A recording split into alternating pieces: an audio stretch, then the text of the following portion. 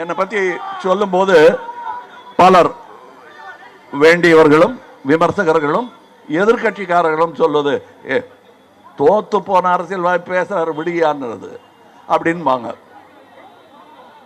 நான் எப்படி தோத்து போனேன் என்பதை நான் உணர்கிறேன் என்பதை உங்களுக்கு சொல்லுகிறேன். நான் 20 வருடத்துக்கு குறைந்தபட்சம் 20 வருடங்களுக்கு முன்பாக அரசியலுக்கு வந்திருக்க வேண்டும். அது வர தவறினேன் என்பதுதான் எனக்கு தோல்வியாகப்படுகிறது.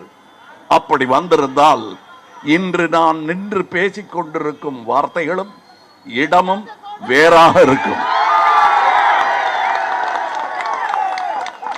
என்னங்க தாடியெல்லாம் வச்சு போற பார்த்து தம்பிங்கிறீங்க. காலம் அவர்களை தம்பியாக்கிவிடும்.